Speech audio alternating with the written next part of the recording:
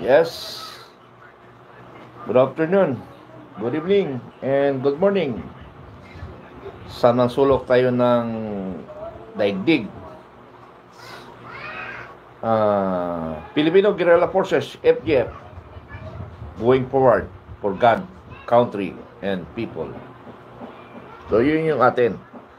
So, huwag tayong maligaw ng direction or ma-discourage, malumural because our group o other members ay napasukan tayo ng mga distractor, ano.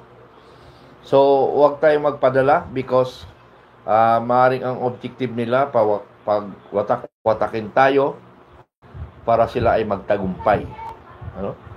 Kung sila ay magtagumpay, natutuwa ang lahat, lalo na yung mga tiwali. So huwag tayong magpadala doon, ano, mga kababayan kong Pilipino na nagmamahal sa bayan. Stay strong, go forward,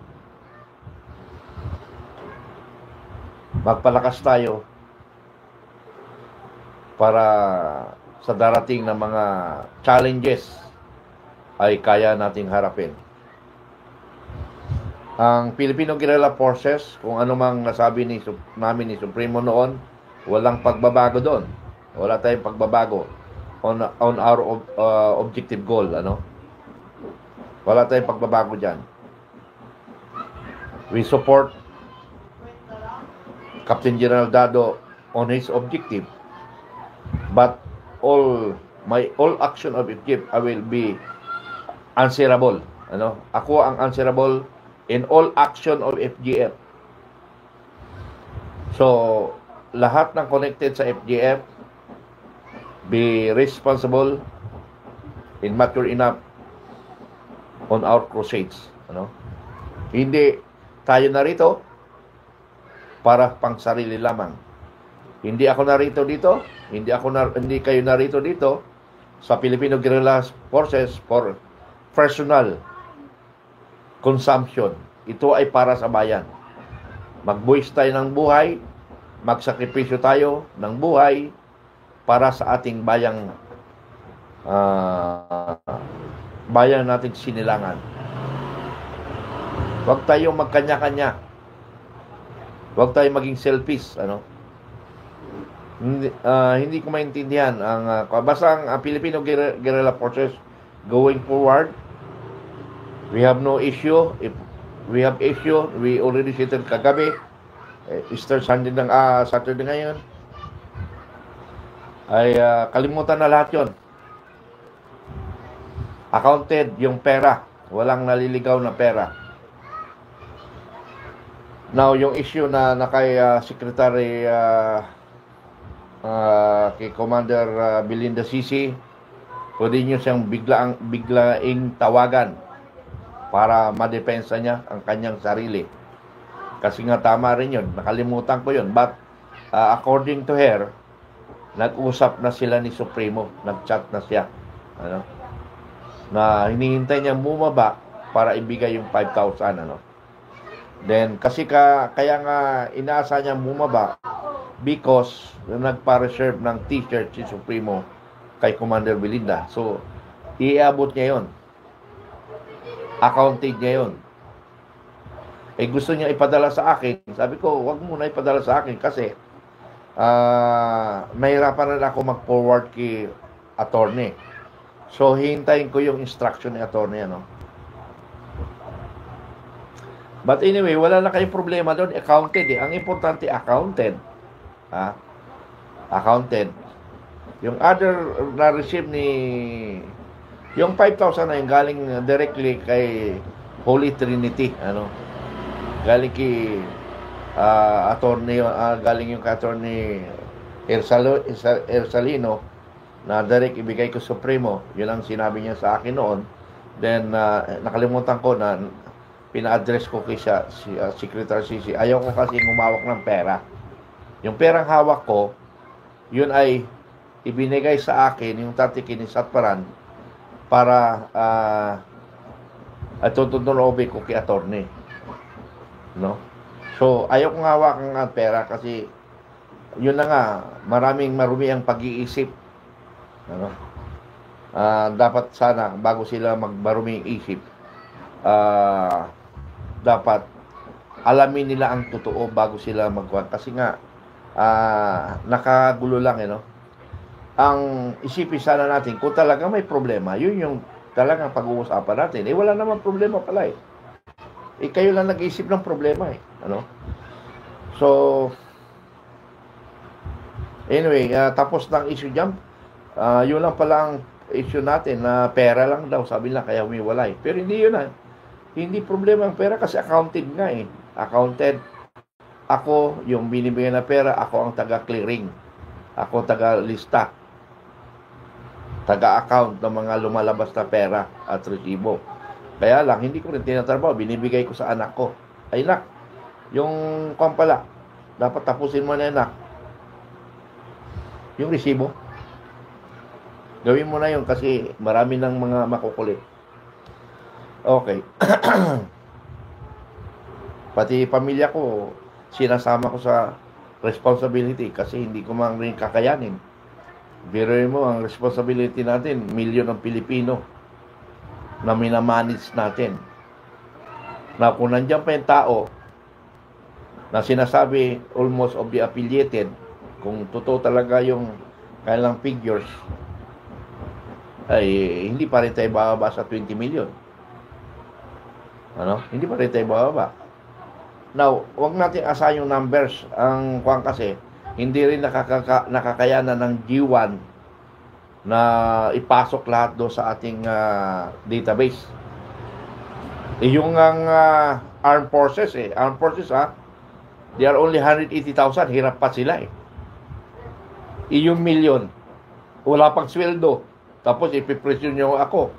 At saka kung individual kayo, huwag kayo mag-direct tumawag sa akin. We follow the chain of command. Kung membro kayo, halimbawa, membro kayo ng Bulacan o ng bayan ng Malolos, Bulacan, alam mo, taga Malolos kayo, ang tatanungin mo, yung Malolos, Bulacan, yung Bulacan, commander, ano ba? Tapos yung Bulacan naman, tatawag sa Region 3. Tapos yung Region 3, tatawag sa Northern Luzon Command. Then Northern Luzon Command, yun ang tatawag kay G1. Hindi sa akin. Hindi sa akin yan. Management lang yung akin. Directing lang ang akin. Para maintindihan natin. Kasi kung lahat kayo magtatanong, sinabi ko na million, baka namatay na ako, hindi ko pa nakumpleto. Di ba?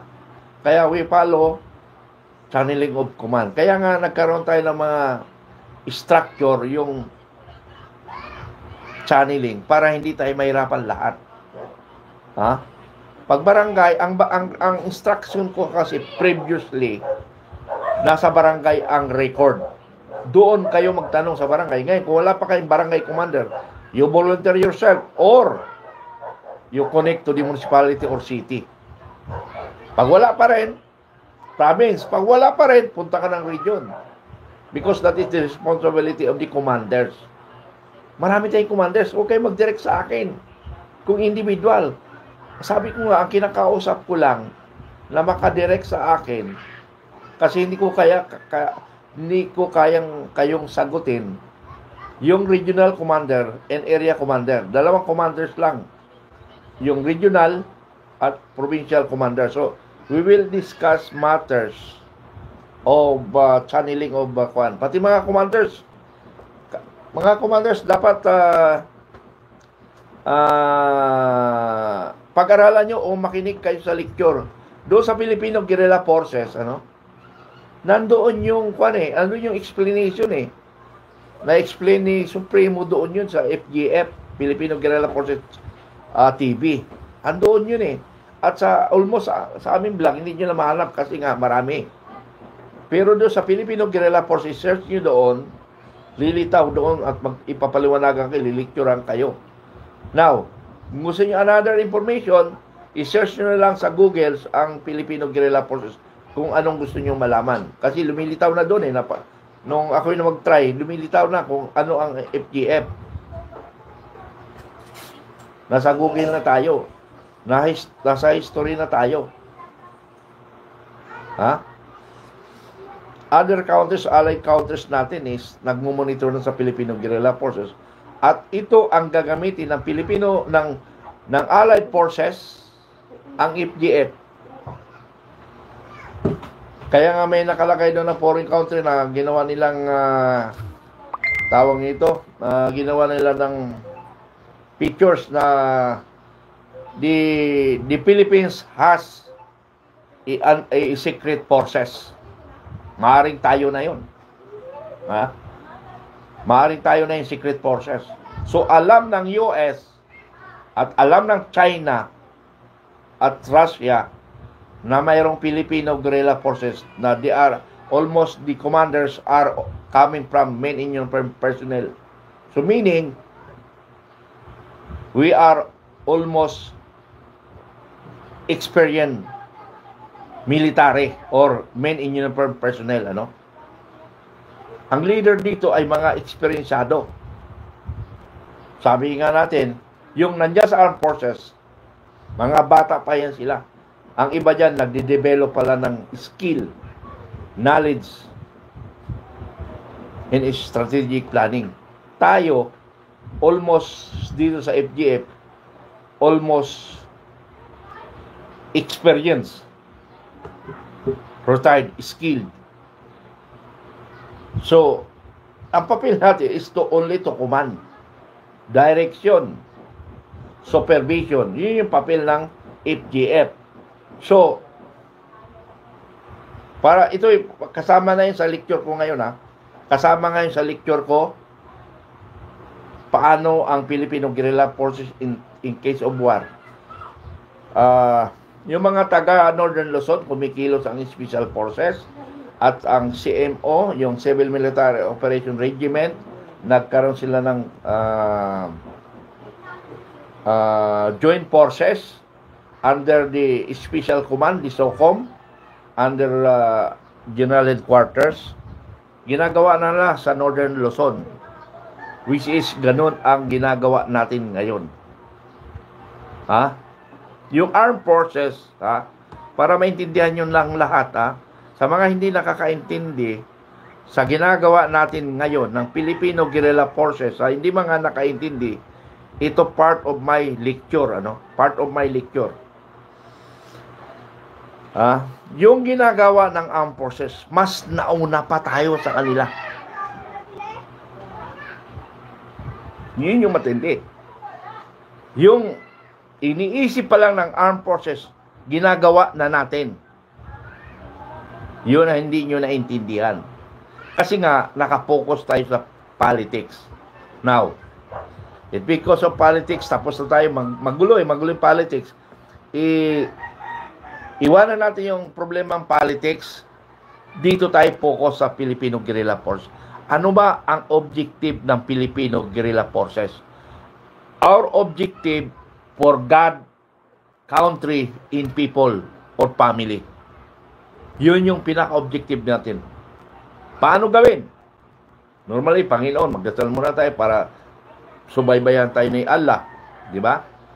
Country, ang ating bansa. Pag-uusapan natin ang bansa natin. Paano natin maprotektahan ang ating bansa? People, family, paano natin maprotektahan ang ating mga pamilya? Because the armed forces, they cannot provide us on security in relation to war. In relation to war, they cannot provide us a security in our family. And the Filipino Guerrilla Force will provide security to the family of Filipino people, especially the men in uniform personnel, because the men in uniform personnel families ay maiiwanan sila sa kanilang mga residential, sa kanilang mga barangay. Dahil haharapin nila yung mga kalaban. Haharapin nila yung kalaban. Siyempre, ang kalaban natin na lulusob sa bansa, hindi yan sila tanga na haharapin niya yung armed forces ng Pilipinas, babanggain na. No. Hindi nila yan basta-basta labanggain. Ito lang, na visionary tactic lang nila ito, na bumabangga. Pero yung kanilang other armed forces, nandoon yun, nahahanap doon, kung saan area natin, lugar, na alam nila na walang armed forces. To give an example, para maintindihan ng karamihan ng Pilipino, kasi nakapokus tayo sa kwan eh. Nakapokus tayo, yung mga iba dyan, wag natin pakilang SGF, kasi SGF is, they are organized for the purpose of problem of the political problem. Tayo, on the security of all Pilipino. Yun yung mission natin. They are connected to politics. Tayo, dual purpose tayo. Okay. Yung sinasabi ko na area na papasok ang kalaban. For example, to give you an example na matindi ang infiltration, gumamit sila ng barko. Gumamit sila ng barko ang China. Ang China, para alam nyo, ang China, gumamit sila ng barko, libo-libong armas dadalhin sa Pilipinas para patayin lahat ang Pilipino. Yun yun. Hindi nyo ba alam yun? Anong year ba yun? 1972 o 73? Hindi ko yung MB Karagatan. Kalimutan ko. 74 yata o 73. Hindi ko na matandaan. Okay. MB Karagatan. Pumasok ng isang barkong armas para i-issue sa lahat ng NPA. Kasi maraming NPA na noon. Wala nga lang armas. So nagpadala ang China ng armas para pampatay sa Pilipino. Yun yun. So, yung armed forces, dinivert ng NPA ang armed forces, dito, focus. Si Quad pa nga yun si Corpus nagdala yata si Corpus, si Lieutenant Corpus, yung PME 71, kung hindi ako nagkakamali, na tumakas sa PMA, dinala ang mga baril ng PMA. Hindi sa ngayon questionable ko kung alin bang totoo doon. Pinalabas siya ng gobyerno, totoo talaga siya, defect. So kung nag-defect man siya, marami rin siya pinatay na Pilipino at marami rin pinatay na sundalo, sundalo police, because that is part of the mission. Sacrifice ang tinatawag noon. Divert nila ganito. Yun pala, mayroong purpose ang kalaban, yung China. Papasok sila sa lugar na walang sundalo. Yun nakapasok sa Palanan Isabela. Doon sila pumasok. Yung barko. Pero buti na lang hindi ko matandang kung paano na-discovery. May mga kilala doon, mga aktor, kalimutan yung kwento. Pero isa na doon si General Corpus, So, nakapasok yun. Nakapasok ang ilang armas. Pero yung ibang armas, nakuha ng armed forces. So, yun ang ibig ko sabihin. That is our mission. Because the armed forces or the men in your purpose, they are focused on the big forces. Ang gagawin nila, magkakaroon sila mga small forces na papasok sa bansa. Ano ba mga lugar natin na bakante? Katulad ng Isabela, talaga may mga bundok yan na walang mga barangay. Saan part? Sa Palawan, hindi buong ng Palawan na kulang. Pero hindi sila doon mag-approach kasi island lang yon. Ang kailangan nila makuha yung mainland ng Luzon. So doon sila papasok. So, that is now the duty of the Filipino guerrilla forces. We will protect our family and barangay. We will protect the men in uniform personnel who are deployed to fight enemies. Babantayan natin pamilya natin at yung pamilya ng mga men in uniform personnel confronting enemies. Now, sino ang mag-provide security sa mga barangay natin? Tayo yon. Kaya nga, barangay in family. Hindi pwede maghiwalay. Nasaan ang pamilya? Di ba nasa barangay? Sino ang tao sa barangay? Di pa family. So yun yung iniisip na konsepto. Hindi naisip ng armed forces yun. Ha? Hindi naisip ng armed forces. But the Filipino guerrilla forces initiating with that, initiating with this concept na sinimulan natin. Dapat nga ang armed forces matutuwa because without their initiating instruction, planning, ginagawa na ng volunteer Filipino. And we are proud to be a Filipino because we advance our mind to fight our possible enemy. Di ba? Magpasalamat tayo kasi nakakapag-isip tayo. Kayo, ako, ikaw. Lahat tayo. A member of Filipino. We are proud to be a member of the Filipino Guerrilla Force because Filipino Guerrilla Force are already known by the China, US, Australia, ang tawag nito?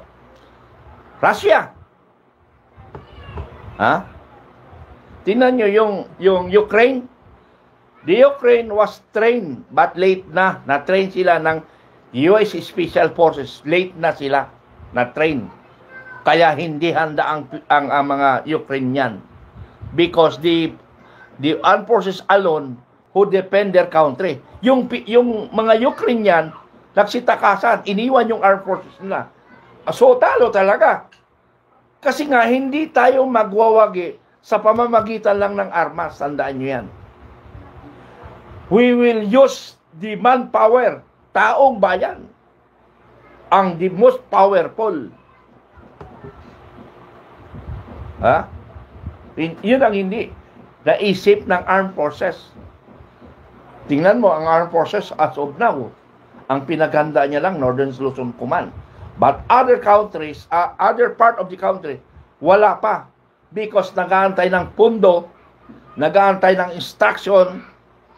Gusto ko mag-coordinate sa armed forces, pero ayaw ko namang madamay ang armed forces because we are suspected of pro-Duterte. So, hindi ako makalapit sa kanila. Because we are suspected na Duterte tayo. So, pag nilapitan ko yung mga armed forces, questionable na ang loyalty nila. So, kaya hindi ko ginagawa yan because ayaw kong madamay sila sa ganito. Pero marami na ako nakausap sa loob ng armed forces. Hindi ko rin sila nire-recruit because maraming series of kudita nagkasira-sira ang serbisyo. At yan rin ang sinabi sa akin ni General Ortiz, yung commander ng classmate ni Colonel Kerubin. Also the Bilor. Si General Ortiz. Na sinasabi niya sa akin ni General Ortiz, do not involve the active. Sabi ko, yes sir, we will not involve the active. Pero marami ako nakausap. Pero hindi ko sila sinasali. Sabi ko, kung ang taong bayan ang kumilos, ay kayo na magdi-decide yan. Kasi taong bayan na. Sino ba pinagsiservisyo natin? Di ba taong bayan? So dapat taong bayan ang kikilos para susuportan tayo ng armed forces. Now, kung kumilos ang taong bayan, wala pang armed forces, that's the time. I-condemn natin ang armed forces. I-condemn natin ang armed forces if we consolidated millions of Filipino na wala pang armed forces and the Philippine National Police. We will condemn them. Ganun lang yun. Kaya, as of now, dapat magpasalamat ang armed forces. Even without their plan, even without directing their ground commanders, ginagawa na ng Pilipino. We are now prepared for invasion. Ha? The most important for the Filipino Guerrilla Force, we have a commander in all barangay. Sabi ko nga sa mga commander, the very, very important commanders at the barangay. Because if we have no commanders in the barangay, we will fail the mission. Kasi walang magbibigay feedback sa atin. Walang magbibigay sa atin ng information. Because the armed forces is limited. Hindi nila kaya. Yung information na lang is very important. And the information, makakonect yan sa atin, or sabi natin area commanders, situate area commanders, mag-isip rin kayo ng within your area. Kasi meron na kayong mga counterpart diyan sa mga area. Katulad ba, Northern Luzon Command, Southern Luzon Command. May mga commanders diyan, yung Northern Luzon nasa San Miguel Tarlac, yung Southern Luzon Command nasa Lucena City. So coordinate para makatulong tayo sa ating kababayan. So that is our mission. Ha? O ngayon, naglilecture ako na ngayon sa inyo. Ano ba ang FGF? Ano bang mission? Baka na sa politika lang tayo. Na yun yung natutukan lang natin. Now, we are talking of the mission, the real mission of the Filipino Guerrilla Forces is to provide force multiplier of the government. Government, ha? Kahit bangag yung government natin, we will reinforce the government, the Philippine Republic of the Philippines, because tayo yun eh. Tayong Pilipino yun eh. Kahit bangag ang ating presidente, kailangan protektahan natin ang bansa natin, di ba? Protektahan natin ang bansa natin. Kung nagkagulo man ang politika, huwag tayo makisawsaw sa politika. But, ang kailangan lang natin, kung mayroon na ginagago na, parang mali na ito, dapat tayo makialam na. Pero kung usaping politika na legal ang labanan nila o legal matters, huwag tayong makialam. Pero kung lukuhan, gagawa na, makialam tayo. Because we are also affected kung magkagulo sila. Di ba? Now, we will focus on FGF mission. Magparami tayo. Because we will ready ourselves for future a better Philippines, future generation. Alam na nila, Filipino Guerrilla Forces, hindi na mawawala in history in our country. Tandaan nyo yan. Hindi yan mawawala na. And once na-settled ang politics, once na-settled ang politika, naging stable ang politika natin, we will now counterpart of the armed forces, will be part of the armed forces. Kung maribot nga ang armed forces, kung maribot ang gobyerno natin, now, the Filipino Guerrilla Forces will be a national state security. Tandaan yan. Will be national security, state security ang ating Filipino Guerrilla. And that is our purpose. Now, kung ang presidente ay naniniwala sa FGF, pwede niyang kunin yun, gawin niya. Because we are now organized based on ating mga commanders. Naka-establish na tayo. Sa totoo lang, mas establish tayo sa Philippine National Police. Ang lamang lang ng Philippine National Police sa atin, yung armas.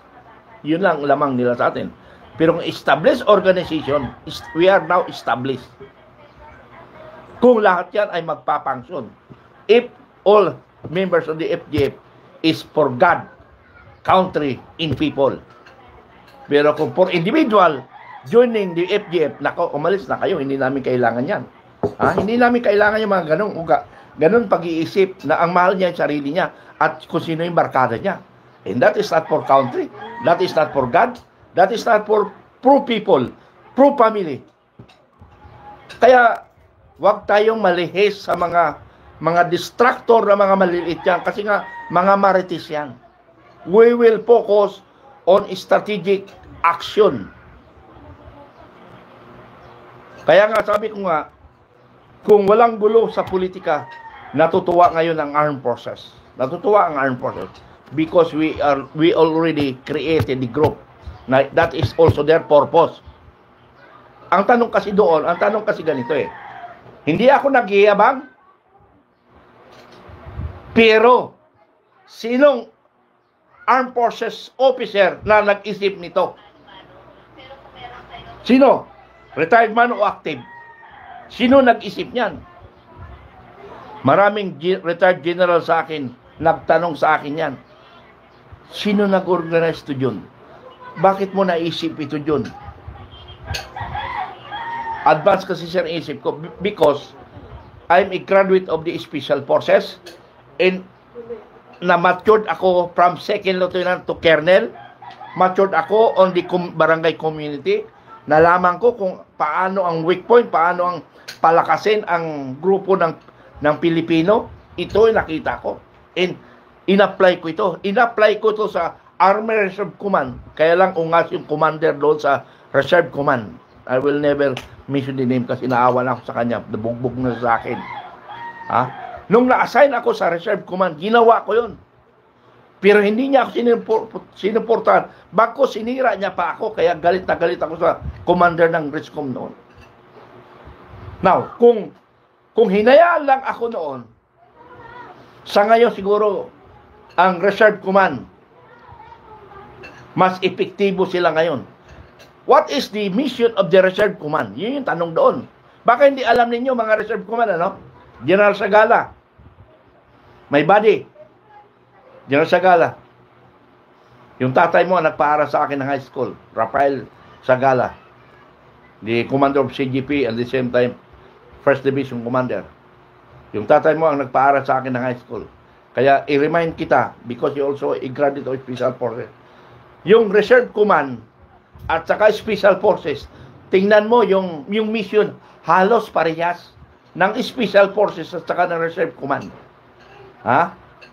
Yung DOTEC, Develop, Organize, Train and Equip, Command and Control. Yun yung Special Force DOTEC. Equip, Command and Control.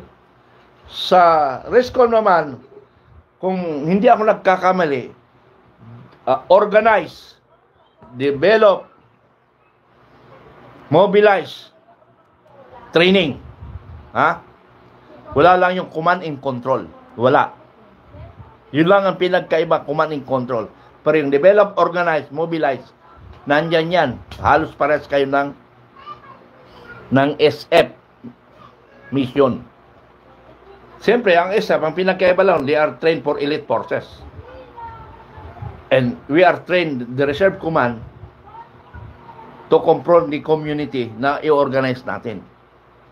Kaya nga, is very effective if all commanders of the Reserve Command will be the graduate of Special Forces.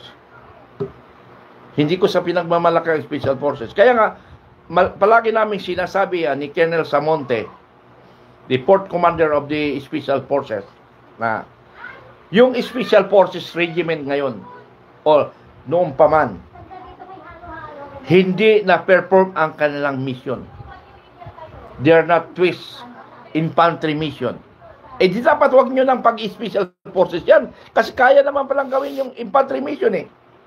Di ba? Hayaan nyo yung infantry. Bakit karibal kayo sa infantry? You are a trained elite forces. Malaking ginastos sa inyo ng gobyerno. Tapos infantry ang mission nyo. Parang naliligaw tayo mga commanders. Mag-isip kayo. Ha? Hindi ako nagiyabang. Ini-inform ko lang kayo as experienced officer. Ha? Kasi nga, ganito eh. Na-assign ako sa infantry. Ang kabady ko, Special Forces. Paras lang mission namin eh. Nag-Special Forces pa kayo kung paras lang mission. Except yung na-assign ka sa you are a graduate of Special Forces, assign ka infantry, wala tayong magagawa nun. Because your mission is infantry. Pero yung unit alone, dapat hiwalay ang mission ng Special Forces. Ngayon, ginagawa na nila sa Northern Luzon, nahiwalay. Nagagamit na nila yung pagka-Special Forces nila mission. Mabuti nga Ranger eh. Ever since, na-perform nila ang kailang mission. Pero dati rin, infantry rin ang mission ng Ranger. Sumasabay sa infantry. Ay, di wag na kayo mag-Ranger. Nakiki-perform kayo sa infantry. Mayroon kayong battalion, Ranger battalion. Ano yun? Mission of the infantry yun. Wag na mag-Ranger. But, madali nag-change yung Ranger. Doon sila sa mission talaga na we strike. Di ba? So, gumisan, ang mga commanders, lalo na kung kulang sa experience, mali-mali ay yung mga disposition. Mali-mali ang disposition. Pero ngayon, retired ako, nag-isip ako, para sa gobyerno. para sa bayan. Volunteer. Volunteer. This my blog is part of my lecture. Kaya, commanders, huwag niyong iwala itong blog ko na ito because, part of my training. So, nakita niyo ang concept natin?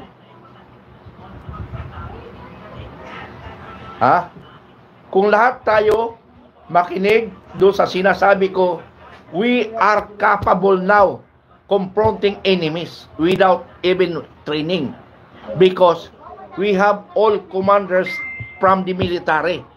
So sila naman mismo magti-train sa inyo yung mga respective commanders ninyo. Sino bang area commander na hindi train na military? Lahat with military trained except yung si Attorney Hersalino, but trained sa Ilaga, sanay rin sa gera.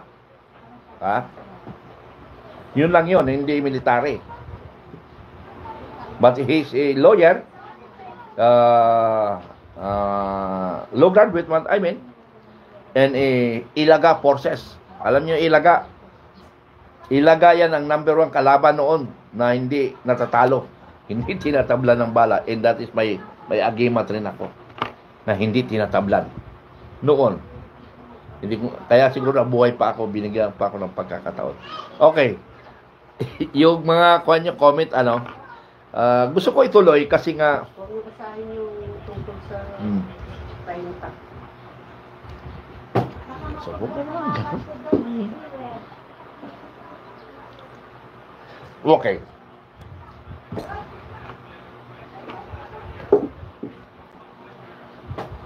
So, yun yung mission natin, nakuha nyo, mga kaibigan. So, pwede ba tanungin nyo ako, ano ang objective ng Filipino Guerrilla Forces? Ano ang gagawin natin? Doon tayo focus. Wag muna sa politika. Because this blog will be our training materials. Education. Para ma-educate tayong lahat. Wala mo ng politika. Kasi nga, para makapokus tayo sa kwan. Okay, Philippine Tiger. Oy, Philippine Tiger. Good morning, Supremo. Okay, Jel Delos. Ay, hi. Binsar. Gandang tanghali po, sir, sa lahat. Jocelyn Tampos, good day, Supremo. Metran, stay strong, good health, and God bless. Watching from Taiwan. Oy, delikado Prepared kayo. Kukunin namin kayo. Ay, hindi. Yung EF yan kukuha sa inyo. Yung Northern Luzon Command. Josepino, Colonel Sir, napansin ko po, nawala yung pati balbas ko, pinansin nyo okay na. Kaya pinagalitan ko ng anak ko Kailangan daw plain yung mukha ko. Pero yung ngipin ko, hindi pa ako napupustisyuhan kasi ayaw ako bunutan. Charlie, mabuhay ka, Supreme, mabuhay. Salamat Charlie. Heidi, morning po, pledge po tayo, gabayan ng Diyos sa araw-araw ng ating buhay. Salamat Heidi. Oy, wasak. Good morning, sir. Alerto na tayong mga FJ, wala nang balbas si sir. Ay, nako, delikado O ka pala, no? Bukay, naka-block na rin si Aimee. Ingat po kayo, sir. Naka-block, Okay, delikado na nga. Kaya nga, meron ako si announcement, yung 21, 11 May. Alert yon. Pero saka natin pag-usapan, in another my vlog, kasi ang pinag-uusapan natin dito ngayon, ano ang FGF. Daniel Kimba, tama, Roman Marquez, good afternoon po, Supremo, and all watching po. Ralph Magnos, please like and share po sa mga nanonood. Salamat po. Okay, salamat GL, magandang araw, Commander Mitran. Ping Akitan, share, bagay sa inyo, walang balbas. Okay, salamat, Ping. Joy Lopez, said hi. Thomas Iser, said hi. Allen Narciso, magandang araw po lahat. Jabalta Patuna, hi. Pong proper Pop myself. Maria 1124, ako po yung private citizen na nag-member po ako sa FGF online dahil naniniwala ko sa ideology nyo. I am from Pasig. Paano po malaman if sino ang commander dito? Okay, ganito. It's either i-chat mo si Belinda Sisi o si YouTube staff, si Arnel Bernejo. Kuha nyo lang, i-search nyo. Or si Commander Rigi Syuko, ang ating G1, Commander Rigi Syuko. Ang cellphone number niya 0926 023 7227. Ulitin ko, 0926 023 7227. Okay, pero kung po pwede, doon lang muna kay Belinda or kay Arnel Bernejo, doon lang kayo magkuhan kasi loaded si Kuang lagi, si Commander Rigi, Nolan Picachi, good morning, sir. Bukas, sir, come in. Okay, salamat, Nori, Berlo Junior Crisostomo, walang budget ang buong EP, buhat ng umupo si BBM. Dati billion, ngayon tanong nyo sa mga generals nyo. Okay, salamat.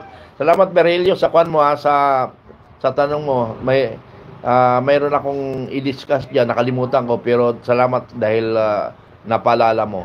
Actually, yung 50 billion at saka 70 billion for modernization, tinanggal na ng Marcos administration. So, ibig sabihin, lahat kasi ng pundo ng mga bawat ahensya ng gobyerno, pinagtatanggalan, pinagbabawat. Kahit nga yung anti-retif authority na nakakatulong sa mga patulog-tulog na mga nasa gobyerno at saka korap, tinanggalan ng pundo para hindi na makapag-operate. Kaya nga sinabi ko doon sa anti-retif authority, magsara na lang kayo kasi sayang ang pundo. May nasabayan ako na isang abogado at isang empleyado doon. Sinabihan ko na, mas maganda siguro magsara na lang kayo. Kaysa naman nag-exist yung opisina nyo, hindi naman nagpapangklon. So, lumalabas na may mga negligence on the part of the government. So, gano'n na lang, mga kababayan ko, So, wala na. Yung modernization ng AFP at saka yung sinasabi na ng Army tayo na by 2028, a world-class Army. Ngayon, ano matawag na yun? Wala ng class. Army na lang. Okay. So, yun yung problema natin. Selber Valentin, Saluter. Arlen Narciso, kaso sir, dumami ang mga masasama ngayon. Imbes titino sila dahil nasa gobyerno at mapalad ang matapang tuloy-tuloy pamilya ang supply nila sa pamilya nila. Halos masama ng EAP, PNP, CIDG, NBD. Yes, wala akong totoo yung sinasabi mo. Paulit-ulit ko nang sinasabi yan. So, totoo yung sinabi mo, Arlen Narciso.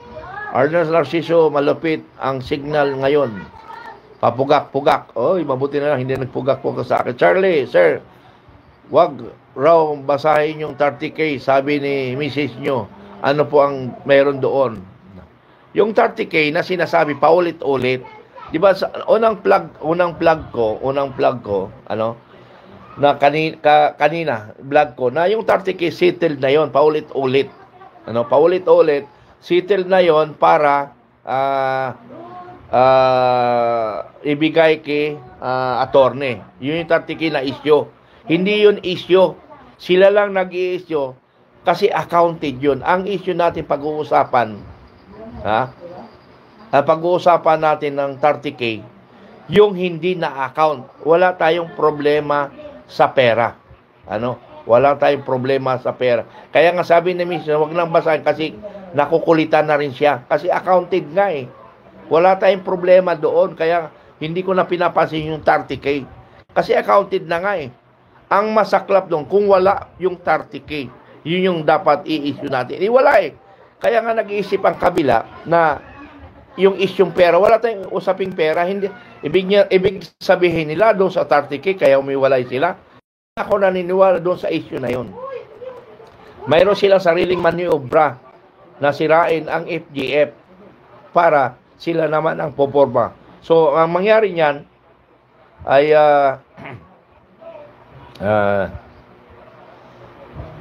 tayo magkawatak-watak, hindi natin matuloy ang misyon. So, no problem tayo sa on money kasi settled yan, accounted. Unless mayroon kayong dokumento na may mali. Yun yung i-prove natin. Na-prove na yun na walang mali eh. Okay. Arlene Narciso, nakita ko na po Team Ilaga. Nakita mo na Team Ilaga. Mayroon ka din po na punaga sa sarili para hindi tablan. Mabuti pa yun. Okay. Oscar Agaran, Arlene Narciso, ingat sa pagtanggap. Maraming yumango ngayon. Papanggap sana, totoong tao ang nasabing sa grupo. Nolen Picasi, nangutang na naman ang daming 345 billion, sakit sa ulo talaga. Ay wala tayong magagawa kasi nga, ang problema tayo, ang problema. Sabi ko, sunod na yung politika, no? Sunod na yung politika. Ang pag-usapan natin, yung training natin. So, tapos bumaba. Okay. Pag-promote mo YouTube ko sa subscribe mo, hehehe. Ano yung i-promote ang kwan? Anong pangalan ng YouTube mo? Okay, maraming salamat, ano? So, ito yung kwan natin. Okay, ang pag-usapan natin ngayon mga kaibigan, in regards to Filipino Guerrilla Forces. So, narinig nyo? So, sana ang pag-usapan natin, ano ang mission ng Filipino Guerrilla Forces? Kung ano kasi yung title, yun yung susundan natin para anong issue yun ang sundan natin para mas mapapaliwanag natin ng mas maigi. Mas maigi. So, ganun lang yung gagawin natin. Filipino Guerrilla Forces, going forward, magtulungan tayo na tulungan natin ang armed forces in time of war. That is the very objective ng Filipino Guerrilla Forces. So, yun ang gusto ko sanang itanong ninyo. Huwag muna doon kung anong issue. Kasi yung tungkol sa pera, tapos na ang issue dyan eh. Unless may bago kayong issue.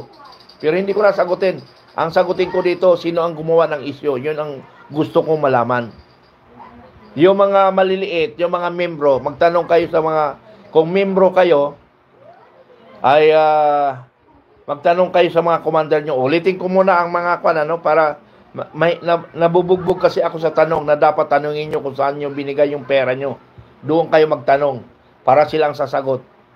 Para siya rin magtanong sa taas. Okay. Kung taga international kayo, kay Kevin kayo magtanong. Tapos si Kevin, magtanong siya kung saan niya pinadala. Ganun lang. Kasi walang directly nagpadala sa akin. Mayroon. Yung palang 520. Yun ang directly sa akin. 520 directly sa akin yun. Yun lang yun. Maliit lang na bagay yun. 20 o kaya 30. Accounted. Basta yun lang ang directed sa atin.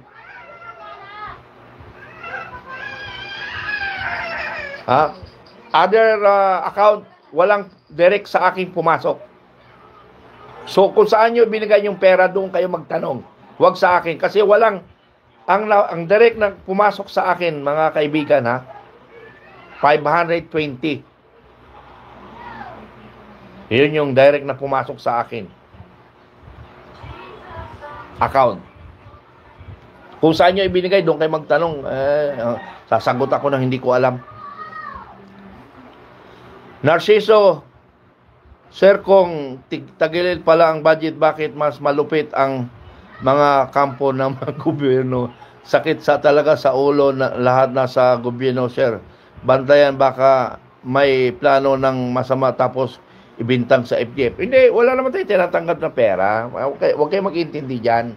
Kasi nga ang FGF, kung tayo independent tayo, hindi tayo connected sa gobyerno. Tutulong pa tayo sa gobyerno. Ganun ang gagawin natin. So, don't worry. Filipino Guerrilla Force is guided by Bible. Kaya, wala tayong magiging problema. Oscar Agaran, tama po kayo dyan. Dati noon, nasa Libak, Sultan Kudarat, may nakasama kami na isang member ng Ilaga. May X7 pabango. may parang sangkap ng agimat anting-anting. Yes, tama yon. Kasi mayroon ako noon, nung napalaban ako noong 1972 sa edad ko 14 anyos, ako lang yung tinamaan sa amin sa kanang kamay, yung kanyang kanang kamay nasa dibdib ko kasi nakadaba kami parehas. Pero hindi naman ako tinabla ng bala. Siguro maaaring totoo yun. Okay, Cesar Agaran. Sir, saludo ako sa samahan ninyo. Okay, salamat niyo. Ibig sabihin, hindi ka pala membro pa, no? Okay, Trisita Novilla. Good morning, General Mitran. Yes, Heidi, emission of FGF is palawakin ng ganon maging matibay at may kakayahan. Disiplinahin ang bawat isa dahil buong pusong ilalaban ang katwiran tama para sa bansa. Okay, salamat Heidi, ano? GP Albisa Biduya, good morning. Okay, maraming salamat sa mga nagsusubaybay. Gawin nating training materials yung sinabi ko para alam nyo ang mission, ano ang dapat gawin natin. Ulitin ko, we have a channeling of command. Ang lahat ng member ay nasa barangay nakalista. Wala sa munisipyo, wala sa province. Okay. Kung ikaw ang membro ng FGF, dapat alamin mo yung barangay commander mo. Tapos barangay commander, alamin niya municipal commander. Yung municipal commander, alamin niya yung provincial commander niya. Yung provincial commander, alamin niya yung regional commander niya. Yung regional commander, alamin niya yung area commander. Then direct na sa akin, kung personal sa akin, commander to commander. May pinag-usapan tayo dito na commander to commander mag-uusap. Kaya nga sabi ko, commanders to commanders, 2 levels up, 2 levels down. So ano sabihin? Kung ikaw ay regional commander, pwede kang i-direct ng national leader kasi 2 levels up, 2 levels down. Now, ikaw naman, regional commander, may 2 levels down ka. So pwede mo tawagan ang municipal commander. Kung area commander ka, so 2 levels down in 1 level up ka kasi area national commander na yung kwan mo eh. Pero pababa, hanggang pag area commander ka, hanggang province commander, pwede mong pasukan. So, ganun tayo, channeling. Ngayon, kung individual ka, ngayon, kung wala ka pang barangay commander, wala ka pang municipal commander, hanapin mo pataas. Pero dapat mag-channeling tayo, hindi tayo mag-direct. Kasi napakahirap sagutin yan. Eh, kung million tayo, lahat kayo magtanong sa akin, hindi namatay ako. Hindi na ako matutulog yan kasasagot, ano? Kaya mayroon tayo ng channeling, ano? Mayroon tayo channeling, mga kaibigan. Kung halimbawa yung piso sa piso mula sa puso, kung saan kayo nagbigay, doon kayo magtanong. Huwag kayo mag-direct tanong sa akin kasi nga, walang direct sa akin except yung 530. Yun lang nakarating sa akin. Pero yung other, doon kayo magtanong sa pinagbigyan nyo. Huwag nyo i-direct tanong sa akin kasi walang nakadirect sa akin. Nakuha nyo? Even the money, talaga walang nakadirect sa akin account. Ganon yun. So, para magkaintindihan tayo. Kasi nga, ayaw ko nga ng budget na humawa kasi nga, hindi mo ba ginagawa, pinagdududahan ka na. So, mas maganda para hindi ako hawak. Na yung 30 bakit na sa akin? Kasi inutusan ako Supreme na kunin ko eh. Na ayaw ko hawakan, i-direct sana kay attorney. So, kaya na sa akin. Ngayon sabi ng attorney, pag nagkita kami. So, settled na yun. Kasi accounted. Ang mahirap yung hindi accounted. Yun lang yun. Okay. GPLB Biduya, good morning sir. Oscar Agaran. Sir, paano nakasapi sa saman na ito? Hindi mo sinasabi kung anong barangay ka, anong province ka. Now, doon ka na lang mag-connect sa cellphone number na binigay ko kanina. Read back mo yung kay Commander Rigi Chuko. Dapat pag sabi kay sir, taga barangay Napaldan, Cotabato City, ganun. Para at least, alam ko kung saan kayo ipasa. Oscar Agaran, sir, paano? Yun, Oscar, yun, sinabi ko kay number ni Commander Syuko. JP Albisa Biduya, okay. Maraming salamat. Bye-bye. So, yun alam nyo na mission ng Filipino Guerrilla Forces para sa bayan. para sa Panginoon, bayan at ang taong bayan. Ganun lang tayo. Hindi kung ano-ano. Nga, bakit tayo pumasok sa politika? Kasi nga, mali na yung ginagawa eh. Parang pagwawalang yan sa kapwa-tao. That is family. So, papakialaman natin. Okay, maraming salamat. At magandang tanghali sa lahat.